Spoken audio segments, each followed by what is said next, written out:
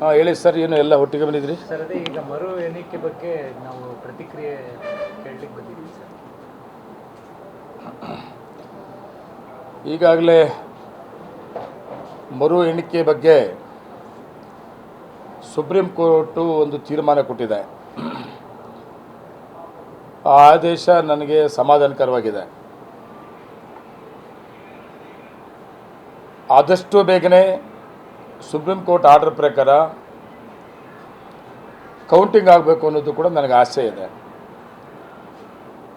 ಅದು ಸಂಬಂಧಪಟ್ಟ ಅಧಿಕಾರಿಗಳು, ಅದು ಎಲೆಕ್ಷನ್ ಕಮಿಷನರ್ ಆಗಿರ್ಬೋದು, ಇಲ್ಲ ಜಿಲ್ಲಾ ಆಡಳಿತ ಆಗಿರ್ಬೋದು, ಆದಷ್ಟು ಬೇಗನೆ ಮಾಡಲಿ ಅಂತ ನನ್ನ ಮನವಿ.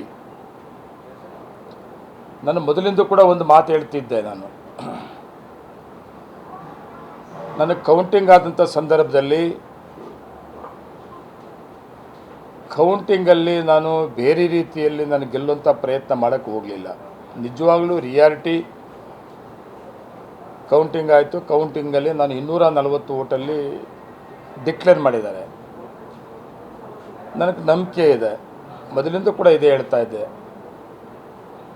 ದಸರಾ ಹಾಗೂ ದೀಪಾವಳಿ ಹಬ್ಬದ ಪ್ರಯುಕ್ತ ರವಿ ಎಂಟರ್ಪ್ರೈಸಸ್ನಲ್ಲಿ ವಿಶೇಷ ಆಕರ್ಷಕ ಬಹುಮಾನಗಳ ಜೊತೆಗೆ cash back up to 20% credit cards ನೀಡಲಾಗುತ್ತದೆ.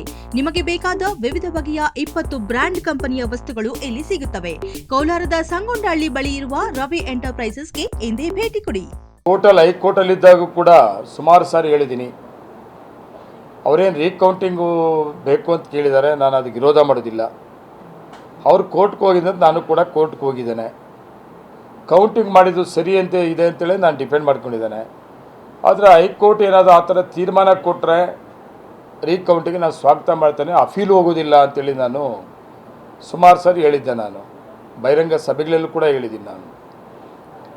ಆದರೆ ಹೈಕೋರ್ಟು ಜಡ್ಜ್ಮೆಂಟಲ್ಲಿ ಯಾಕಾಯಿತು ಏನಾಯಿತು, ನಮ್ಮ ದೇಶದಲ್ಲಿ ಎಲ್ಲೂ ಆಗದಿರೋಂಥ ಒಂದು ಆದೇಶ ಆಗ್ಬಿಡ್ತು, ಕೋರ್ಟ್ ಆದೇಶ ಆಗ್ಬಿಡ್ತು.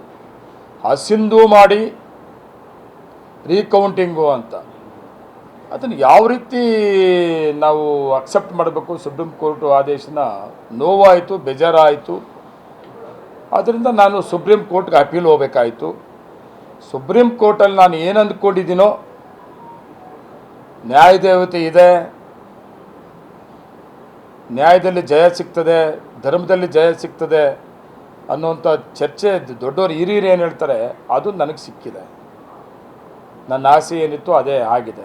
ಹಸಿಂದು ಅಂತ ಮಾಡೋದು ಸರಿಯಿಲ್ಲ ಅಂಥೇಳಿ ಸುಪ್ರೀಂ ಕೋರ್ಟ್ ನಮ್ಮ ಕೇಸ್ ಕರೆದ ತಕ್ಷಣ ನಮ್ಮ ಕಡೆ ಲಾಯರ್ ಆಗಿರ್ಬೋದು, ಅವ್ರ ಕಡೆ ಲಾಯರ್ ಆಗಿರ್ಬೋದು, ಮಾತನಾಡೋಕ್ಕೆ ಬಿಡಲಿಲ್ಲ ಸುಪ್ರೀಂ ಕೋರ್ಟ್. ಹಸಿಂದು ಯಾವ ರೀತಿ ಮಾಡೋಕ್ಕೆ ಬರ್ತದೆ ಅಂಥೇಳಿ ಅವರೇ ಡಿಸ್ಕಸ್ ಮಾಡಿ ಹಸಿಂದುಗೆ ತಕ್ಷಣ ಸ್ಟ್ರೈಕ್ ಕೊಡಬೇಕು ಅಂತೇಳಿ ತೀರ್ಮಾನ ಆಯಿತು. ಆಮೇಲೆ ಕೌಂಟಿಂಗು ಆದೇಶ ಏನಿದು ಹೈಕೋರ್ಟ್ ಆದೇಶ, ಅದು ಕೌಂಟಿಂಗ್ ಆಗಲಿ ಬಿಡಿ ಅಂತೇಳಿ ತೀರ್ಮಾನ ಆಗಿದೆ. ಅದು 4 ವಾರಲ್ಲೇ ಆಗಬೇಕು ಅಂತೇಳಿ, ಇಷ್ಟು ದಿವಸದಲ್ಲಿ ಆಗಬೇಕು ಅಂತೇಳಿ ಏನು ಸುಪ್ರೀಂ ಕೋರ್ಟು ಡೈರೆಕ್ಷನ್ ಇಲ್ಲ. ಆದೇಶ ಕೂಡ ತಾವು ನೋಡಿರಬೇಕು ಅಂತ ಅನಿಸ್ತದೆ ನನಗೆ. ಕೌಂಟಿಂಗ್ ಆಗಲಿ ಅಂತೇಳಿ ಆಗಿದೆ. ಆದರೆ ಕೌಂಟಿಂಗು ತಕ್ಷಣ ಆಗಲಿ, ಯಾವುದೇ ಕಾರಣಕ್ಕೂ ಕೂಡ ನನಗೆ ಆ ಕೌಂಟಿಂಗಲ್ಲಿ ಅನುಮಾನ ಇಲ್ಲ. ನಾನು ತುಂಬ ಫ್ರೀ ಆಗಿದ್ದೀನಿ.